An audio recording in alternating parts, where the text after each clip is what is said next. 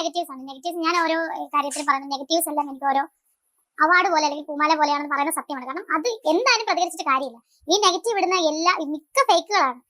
എന്നെ അത്ഭുതപ്പെടുത്ത വേറെ കാര്യം പെണ്ണുങ്ങൾ തന്നെയാണ്. ഞാൻ പ്രൊഫൈൽ നോക്കുമ്പോൾ ശരിയാണ് പെണ്ണുങ്ങളുടെ പ്രൊഫൈലിൽ നിന്നാണ്. അപ്പൊ ഞാൻ ആയിരിക്കും അവരെ കൊണ്ടൊന്നും പറ്റുന്നില്ല. അവർ കിടന്ന് സോഷ്യൽ മീഡിയ കാണിക്കുന്നുണ്ട്. കൂടി വന്ന 200 പേര് കാണും, അല്ലെങ്കിൽ 10 പേര് കാണും, അവരുടെ വീട്ടുകാരും കുടുംബക്കാരും. ഇതെന്ന് വെച്ചാൽ ലോകം മുഴുവനും എന്താ ഉള്ള മലയാളികൾ ഉണ്ടെങ്കിൽ അവർ കാരണം ഞാൻ എന്നെ ഓക്കെ ഗൈസ്, ഇത് ന്യൂസ് 80 ചാനലിൽ ഇന്നലെ രേണു സുധിയുടേതായിട്ട് പുറത്തു വന്നിട്ടുള്ള ഇന്റർവ്യൂവിൽ ഒരു ഭാഗമാണ്. ഇനിയും കുറച്ച് ഭാഗങ്ങളുണ്ട്, ഞാൻ കേൾപ്പിക്കാം. രേണു പല കാര്യങ്ങളും പറയുന്നുണ്ട്. ഒന്നാമത്, രേണുവിനെ പോലെ ഇത്രയ്ക്കധികം ഇന്റർവ്യൂ കൊടുക്കുന്ന ഒരു വ്യക്തി ഇന്ന് കേരളത്തിൽ വേറെ ഇല്ല. എല്ലാ ആഴ്ചയിലും 4-5 ഇന്റർവ്യൂ വന്നുകൊണ്ടിരിക്കുകയാണ്. അപ്പൊ അതിനകത്ത് പറയുന്ന കോണ്ടന്റ് ഒക്കെ ഏകദേശം ഒന്നാണ്. പിന്നെ എല്ലാ കാര്യത്തിനും എക്സ്പ്ലനേഷൻ കൊടുത്ത് ജനങ്ങൾക്ക് മറുപടി കൊടുത്ത് എല്ലാ വിവാദങ്ങൾക്കും പ്രതികരിച്ച് അങ്ങനെ പോകുന്ന ഒരു വ്യക്തിയാണ് രേണു സുധി. അപ്പൊ അതിനെ കുറിച്ചൊക്കെ ഞാൻ പറയാം. അതിനു മുൻപായിട്ട് ആദ്യം ഈ പറഞ്ഞിട്ടുള്ള വിഷയത്തെ കുറിച്ച് എൻ്റെ ഒരു അഭിപ്രായം പറയാം.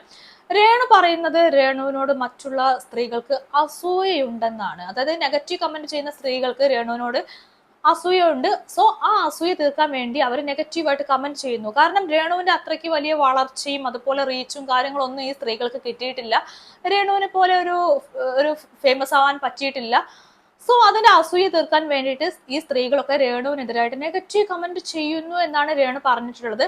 അല്ല എന്നുള്ളതാണ് എൻ്റെ അഭിപ്രായം. അതായത് രേണു സുധി ഓൾറെഡി നെഗറ്റീവ് പബ്ലിസിറ്റിയിൽ നിൽക്കുന്ന ഒരു വ്യക്തിയാണ്. കൊല്ലം സുധിയൊക്കെ മരണപ്പെട്ട് അതിനുശേഷം കോഴിക്കോട് ദാസേട്ടന്റെ കൂടെ ചാന്തുപോട്ടിൽ ആ ഒരു റീലൊക്കെ ചെയ്ത് നെഗറ്റീവ് പബ്ലിസിറ്റിയിലേക്ക് കയറി. ഇവിടുത്തെ മലയാളികളുടെ ആ ഒരു സദാചാര ബോധത്തിന് കുരുപൊട്ടി. സോ അവര് പ്രതികരിച്ചു. അപ്പൊ അവർക്ക് ഓൾറെഡി രേണുവിനോട് ആ ഒരു ഹേറ്റ് ഒക്കെ കിടക്കുന്നുണ്ട്. അതിന്റെ കൂടെ ഓരോരോ വിവാദങ്ങൾ വരുന്നു. രേണു ഇങ്ങനെ എപ്പോഴും മീഡിയയ്ക്ക് മുമ്പിൽ ആക്റ്റീവായി നിൽക്കുന്നു. ആ ഒരു നെഗറ്റീവ് സാധനം ഇവരുടെ ഉള്ളിലൊക്കെ ഉണ്ട്. സദാചാര ബോധത്തിന്റെ ഭാഗമായിട്ടും അല്ലാണ്ട് തന്നെ രേണു കൊടുക്കുന്ന കുറെ നെഗറ്റീവ് സാധനങ്ങൾ വേറെയുണ്ട്. അപ്പൊ എല്ലാം കൂടി ചേർന്നിട്ട് ഒരു നെഗറ്റീവ് ആയിട്ടുള്ള രേണുവിനെ കുറിച്ചുള്ള ഒരു ഇമേജ് ഇവർക്കൊക്കെ ഉണ്ട്. ഒരു ഹെയ്റ്റ് ഉണ്ട്. അതിന്റെ പുറത്തുള്ള ഇഷ്ടക്കേടൊക്കെ കിടപ്പുണ്ട്. അതിന്റെ കൂടെ തന്നെ ഈ സാധനമൊക്കെ നിൽക്കുന്ന സ്ത്രീകൾക്ക് കുറച്ച് മനോവൈകല്യം കൂടി ഉണ്ടെങ്കിൽ നെഗറ്റീവ് കമന്റ് വരാൻ സ്വാഭാവികമായിട്ടും എളുപ്പമാണ്. അതായത് ഈ സ്ത്രീകൾക്ക് ആത്മരോഷമുണ്ട്, അത് പ്രകടിപ്പിക്കണം. കൂട്ടത്തിൽ കുറച്ച് മനോവൈകല്യം, മറ്റുള്ളവരെ തെറിവിളിച്ചും വൃത്തികേട് പറഞ്ഞൊക്കെ സന്തോഷം കണ്ടെത്തുക. ആ സന്തോഷം കണ്ടെത്തുന്ന ആ മനോവൈകല്യത്തെ തൃപ്തിപ്പെടുത്താൻ വേണ്ടി ഒരു എന്റർടൈൻമെന്റിന്റെ ഭാഗമൊക്കെ ആയിട്ട് ഇവരെന്ത് ചെയ്യും, ഇവരുടെ മനസ്സിലെ ഹെയ്റ്റൊക്കെ അവിടെ വന്നിട്ട് തെറിവിളിയായിട്ടും വൃത്തികെട്ട ലാംഗ്വേജ് ഒക്കെ ആയിട്ട് ഇവർ അവിടെ അങ്ങ് വന്ന് കമന്റ് ചെയ്യും കമന്റ് ബോക്സിൽ. അതാണ് രേണു സുധിയുടെ കാര്യത്തിൽ നടക്കുന്നതെന്നാണ് ഞാൻ മനസ്സിലാക്കിയിട്ടുള്ളത്. അല്ലാതെ രേണു പറയുന്ന പോലെ രേണുവിന്റെ വളർച്ച കണ്ടിട്ടാന്ന് എനിക്ക് തോന്നുന്നില്ല. അങ്ങനെയാണെങ്കിൽ എന്റെ രേണു എത്ര സ്ത്രീകളോട് ഇവർ ഈ സ്വഭാവം കാണിക്കണം? Lady super star Manju Warrier, അവര് സീറോന്ന് വീണ്ടും വന്നിട്ടുള്ള ഒരു വ്യക്തിയാണ്. രണ്ടാം വരവ് അങ്ങനെയായിരുന്നു.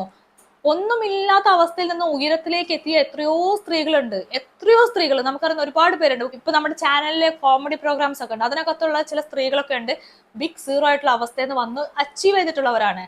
അവർക്കാർക്ക് ഈ കമന്റ്സ് കേൾക്കേണ്ടി വരുന്നില്ല രേണു. കാരണം അവരോടൊന്നും ആർക്കും ഹെയ്റ്റ് വരുന്നില്ല, അവരുടെ പ്രവർത്തികളിൽ ഹെയ്റ്റ് വരുന്നില്ല. രേണുവിന്റെ കാര്യത്തിൽ പ്രവർത്തികളോട് ഹെയ്റ്റ് വരുന്നുണ്ട്. ആ ഹെയ്റ്റിന്റെ പുറത്ത് ഈ പറയുന്ന വ്യക്തികളുടെ മാനസിക വൈകല്യം കൂടി ചേരുമ്പോഴാണ് ഈ പറയുന്ന നെഗറ്റീവ് കമന്റ്സ് ഒക്കെ വന്നിട്ട് രേണുവിനെ തെറി വിളിക്കാം, നല്ല നടപ്പ് പഠിപ്പിക്കാം എന്നൊക്കെ പറഞ്ഞ് ഇറങ്ങിത്തിരിക്കുന്നത്. പിന്നെ ഇവരുടെ ഉദ്ദേശ ശുദ്ധി എന്ന് പറയുന്നത് ഒരു ശുദ്ധിയും ഇല്ല, അതെടുത്ത് പറയണം. കാരണം ആർക്കും ആരെയും തെറി വിളിച്ചുകൊണ്ട് നന്നാക്കാൻ പറ്റില്ല. ഞാൻ നിങ്ങളെ 10 തെറി വിളിച്ചിട്ട് ആ രീതിക്ക് നന്നാക്കാന്ന് വിചാരിച്ചാൽ അതിൽ എന്ത് ഉദ്ദേശ ശുദ്ധിയാണുള്ളത്? നിങ്ങൾ നന്നാവണം എന്നുള്ള ഉദ്ദേശത്തോടു കൂടിയാണ് എങ്കിൽ നല്ല ഭാഷയിൽ കാര്യങ്ങൾ പറയാൻ ട്രൈ ചെയ്യും. അല്ലാണ്ട് തെറി വിളിച്ചിട്ടല്ലല്ലോ നമ്മൾ അയാൾ നല്ല നടപ്പ് പഠിപ്പിക്കുക. സോ ഈ പറയുന്ന വ്യക്തികൾക്കൊന്നും ഉദ്ദേശ ശുദ്ധിയില്ല. പക്ഷെ അത് അസൂയ കൊണ്ടല്ല, അത് അവരുടെ ഉള്ളിലെ ഹേറ്റും നെഗറ്റീവ് സാധനമൊക്കെ കൊണ്ടാണ് സംഭവിക്കുന്നത്. അല്ലാണ്ട് ഈ രേണു പറഞ്ഞ പോലെ അല്ല എന്നാണ് ഞാൻ വിശ്വസിക്കുന്നത്. അപ്പൊ നമുക്ക് അടുത്തതിലേക്ക് പോവാം. പോലെ സുചാൻ ഒന്നും സമ്പാദിച്ചു വെച്ചിട്ടില്ലായിരുന്നു. എനിക്ക് തോന്നുന്നു ആ പാത ആയിരിക്കണം. എനിക്ക് പേടിയാണ് ദൈവമേ ആ പാത പിന്തുടരാനാണ്. കാരണം അന്നന്ന് കിട്ടുന്നത് അന്നന്ന് ഞാൻ ഈ അഭിനയിച്ച് കിട്ടുന്നത് ഞാൻ വീട്ടിൽ എന്റെ കാര്യങ്ങൾക്ക് ചെലവാക്കുക. എന്റെ കാര്യമല്ല, വീട്ടുകാർക്ക് വേണ്ടിയിട്ട് ചെലവാക്കുക. എന്റെ കാര്യങ്ങൾക്ക് ഞാൻ ചെലവാക്കുന്നില്ല. എന്റെ ചില ആവശ്യം കൊണ്ട് ഞാൻ അത് ചെയ്യും. അല്ലാതെ ഇന്ന് വരെ സൂക്ഷിച്ചു വെച്ചിട്ടൊന്നുമില്ല. അതിനുള്ളതൊന്നും തനിക്ക് കിട്ടിയിട്ടുള്ള ജോബ് ഓഫർ കാര്യങ്ങളൊക്കെ രേണു ഒഴിവാക്കിയിട്ടുള്ളത് രേണുവിന് ആ ഒരു മേഖലയുമായിട്ട് യാതൊരു ബന്ധവും ഇല്ലാത്തത് കൊണ്ടാണ്. മാത്രമല്ല രേണുവിന് പാഷൻ മൊത്തം അഭിനയത്തോടായിരുന്നു. സോ രേണു അഭിനയം തെരഞ്ഞെടുത്തു. ഇതാണല്ലോ സംഭവിച്ചിട്ടുള്ളത്. എന്നാൽ രേണു അതേ സമയത്ത് പറയുന്നുണ്ട് തനിക്ക് ജീവിക്കാൻ വേണ്ടി കൂടിയാണ് താൻ ഈ പ്രൊഫഷൻ തെരഞ്ഞെടുത്തതെന്ന് പറയുന്നുണ്ട്. ഇന്ന് ഏറ്റവും അധികം ആഡ് വാല്യൂ ഉള്ള കേരളത്തിലെ ഒരു സ്ത്രീ രേണുസുധിയാണ്. ആ രേണുസുധിക്ക് ഉറപ്പായിട്ട് ഇവിടെ ഡിമാൻഡ് ചെയ്യും, എനിക്ക് ഇത്ര പൈസ വേണം, ഇത്ര ക്യാഷ് തരണം എന്ന് പറഞ്ഞുകൊണ്ട് തന്നെ അഭിനയിക്കാനുള്ള എല്ലാ സാധ്യതയും ഇന്നുണ്ട്. രേണു ആദ്യമേ പറഞ്ഞു ജീവിക്കാൻ വേണ്ടിയാണ് അഭിനയം തെരഞ്ഞെടുത്തതെന്ന്. അത് സ്വന്തം കുടുംബത്തിന് ചെലവിന് കൊടുത്ത് അവനവന് ജീവിക്കാൻ പൈസ ഇല്ലാത്ത രീതിക്കല്ലല്ലോ, രേണുവിനും ജീവിക്കണ്ടേ. സോ രേണു ഈ പറയുന്നതിനോടും എനിക്ക് വിയോജിപ്പുണ്ട്. രേണുവിനെ ഡിമാൻഡ് ചെയ്യാം, എനിക്ക് ഇത്ര വേണമെന്ന് ഡിമാൻഡ് ചെയ്ത് തന്നെ അഭിനയിക്കാനുള്ള എല്ലാ പേരും പ്രശസ്തിയും എല്ലാം രേണുവിനുണ്ട്. രേണുവിന് വിറ്റ് എന്തോരം ആൽബങ്ങളിലൂടെ എത്ര പേര് ആൽബത്തിലൂടെ ഫേമസ് ആവുന്നുണ്ട്. നമുക്ക് ആർക്കും അറിയാത്ത യൂട്യൂബ് ചാനലിലൊക്കെ രേണുവിന്റെ ആൽബം അപ്ലോഡ് ചെയ്യുന്നു, അതിങ്ങനെ ലക്ഷക്കണക്കിന് ആളുകൾ കാണുന്നു, ആ വഴിക്ക് ആ ആൽബം അങ്ങ് റീച്ച് കയറുന്നു, ആ ചാനലിന് റീച്ച് കയറുന്നു, അതുപോലെ അതിന്റെ ഡയറക്ടേഴ്സ് ഫേമസ് ആവുന്നു. രേണു സുധിയെ വെച്ച് മാത്രം ഒരുപാട് പേര് ഫേമസ് ആവുന്നുണ്ട്. അപ്പൊ രേണുവിന്റെ വാല്യൂ എന്ന് പറയുന്നത് ആലോചിച്ച് നോക്കി, രേണു സുധിയാണ് അവിടെ താരമായിട്ട് നിൽക്കുന്നത്. സോ രേണു സുധിക്ക് അവിടെ ഡിമാൻഡ് ചെയ്യാനുള്ള എല്ലാ അവകാശവും ഉണ്ട്. എനിക്ക് ഇത്ര പേയ്മെന്റ് വേണമെന്ന് പറയാനുള്ള സ്പേസ് ഉണ്ട്. അല്ലാണ്ട് ഈ ദാരിദ്ര്യം പറച്ചിൽ കാര്യമില്ല. നിങ്ങൾ ഈ പ്രൊഫഷൻ തെരഞ്ഞെടുത്തുവെങ്കിൽ, സാമ്പത്തിക ലക്ഷ്യം വെച്ചുവെങ്കിൽ നിങ്ങൾക്ക് ആ സാമ്പത്തികം നേടാനുള്ള അവസരം വന്നിട്ടുണ്ട്. അത് നിങ്ങൾ മനസ്സിലാക്കാണ്ട് നിങ്ങൾ ഈ ദാരിദ്ര്യം പറയുന്നതിൽ ഒരു ലോജിക്കും ഇല്ല. വാങ്ങിക്കുക, എല്ലാരും പറഞ്ഞു വാങ്ങിക്കണം, നിനക്ക് കാശ് വാങ്ങിക്കാറൊക്കെ ആയി, നീ ഇപ്പൊ സോഷ്യൽ മീഡിയ നിനക്ക് നിന്റെ വില അറിയില്ല. എന്ത് വില എനിക്കൊന്നും മനസ്സിലാവുന്നില്ല.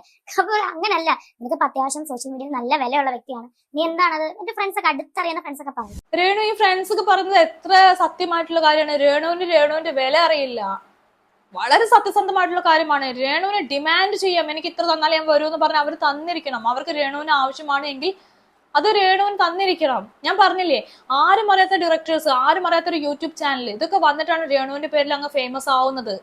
ആൽബമായിട്ടും രേണു ചെയ്യുന്ന വർക്കായിട്ടും ഒക്കെ ഇവരൊക്കെ ഫേമസ് ആവുകയാണ്. ചുളുവിൽ രേണുവിലൂടെ ഫേമസ് ആയിക്കൊണ്ടിരിക്കുന്ന വ്യക്തികളാണ്. ഇവർക്കൊക്കെ വലിയ കഴിവ് കാര്യങ്ങൾ ഉണ്ടെന്ന് ഞാൻ പറയില്ല, കാരണം പല ആളുകളുടെയും വർക്ക് കണ്ടാൽ അറിയാം അവർക്കൊന്നും പ്രത്യേകിച്ച് കഴിവില്ല. പക്ഷെ രേണു സുധി ഉള്ളത് കൊണ്ട് മാത്രം അവർക്ക് ഫേമസ് ആയി പോകുന്നവരാണ്. സോ രേണു ഉറപ്പായിട്ടും രേണുവിനെ ഡിമാൻഡ് ചെയ്യാം. അതിനുള്ള ലെവലിലേക്ക് മാറിക്കഴിഞ്ഞ് ഫ്രണ്ട്സ് ഒക്കെ പറയുന്നത് കറക്റ്റ് ആണ്. ഇനിയെങ്കിലും സ്വന്തം വില തിരിച്ചറിയാന്ന് പറയുന്നതും അത് രേണു അത്യാവശ്യമായിട്ട് ചെയ്യേണ്ട കാര്യമാണ്. സ്വകാര്യത ശരിക്കും നഷ്ടപ്പെടുവാണ്. അതെന്താണ്? എനിക്ക് മാത്രമുള്ള എന്റെ ഒരു കണ്ടന്റ് എടുത്തിട്ട് സ്വകാര്യ ജീവിതത്തെ കീറി മുറിച്ചാണ് പറയുന്നത്. നമുക്കറിയാം, അതും ഞാൻ നേരത്തെ പറഞ്ഞ ആ നിസ്സഹായാവസ്ഥയിൽ നിൽക്കുന്ന ഒരു വ്യക്തിയാണ്.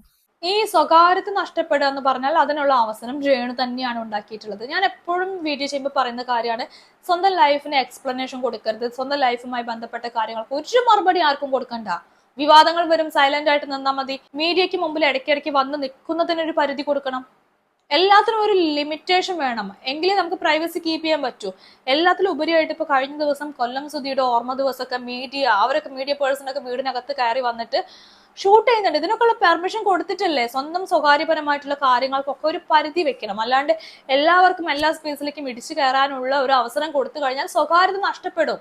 ഇതുപോലെ ആഴ്ചയ്ക്ക് ഇന്റർവ്യൂ കൊടുത്ത സ്വകാര്യത നഷ്ടപ്പെടും. സ്വകാര്യത കാത്തു സൂക്ഷിക്കുക എന്ന് പറയുന്നത് ഒരു വലിയ കാര്യമാണ്. സ്വന്തം പ്രവർത്തികളിലൂടെ മീഡിയ പേഴ്സൺസിനൊക്കെ വീട്ടിലേക്ക് വിളിച്ചു വരുത്തിയിട്ടും എല്ലാ സന്ദർഭങ്ങളിലും കൂടെ നിർത്തിയിട്ടും അതെല്ലാം ഷൂട്ട് ചെയ്ത് എക്സ്പ്ലനേഷൻ കൊടുത്തു കഴിഞ്ഞിട്ട് എന്റെ സ്വകാര്യത നഷ്ടപ്പെടുന്നു എന്ന് പറഞ്ഞിട്ട് ഒരു കാര്യമില്ല. അത് അവനവൻ ചെയ്തു വെക്കുന്ന കാര്യങ്ങളാണ്. അവനവന് ലിമിറ്റ് ചെയ്യാൻ പറ്റുന്ന കാര്യങ്ങൾ ലിമിറ്റ് ചെയ്യാണ്ട് ഉണ്ടാക്കി വെക്കുന്ന കാര്യങ്ങളാണ്. സോ അതിൽ സ്വയം പരാതിപ്പെട്ടിട്ട് ഒരു കാര്യവുമില്ല എന്റെ പൊന്നു രേണു. സത്യം പറഞ്ഞ മരിച്ചു മരണപ്പെട്ടു പോയ ഒരാളെ പറ്റിയാണ് ഈ പറഞ്ഞുണ്ടാക്കുന്നത്. എന്നെ പറ്റി പറഞ്ഞോട്ടെ, എനിക്ക് വിഷയമല്ല. രേണു സുധി എന്നുള്ള പേരെടുത്ത് പറഞ്ഞോട്ടെ.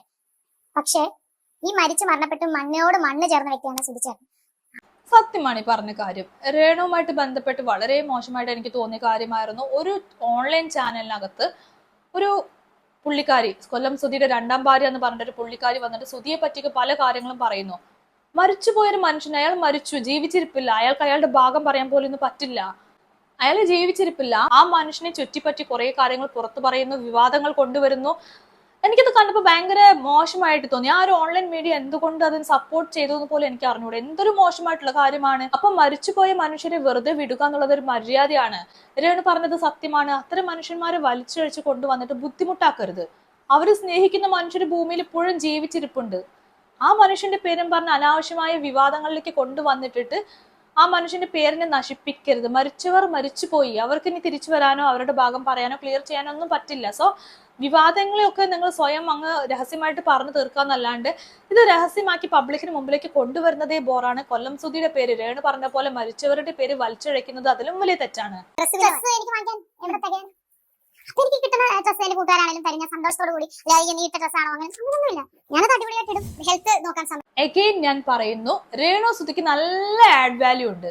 രേണു സുധിയെ വെച്ച് ഇവിടെ ചെയ്യുന്ന ഇന്റർവ്യൂ ചെയ്യുന്ന എല്ലാവരും എത്ര എമൗണ്ട് അവർ റവന്യൂ ഉണ്ടാക്കുന്ന കാര്യത്തിൽ രേണുവിന് വല്ല ധാരണയുണ്ടോ?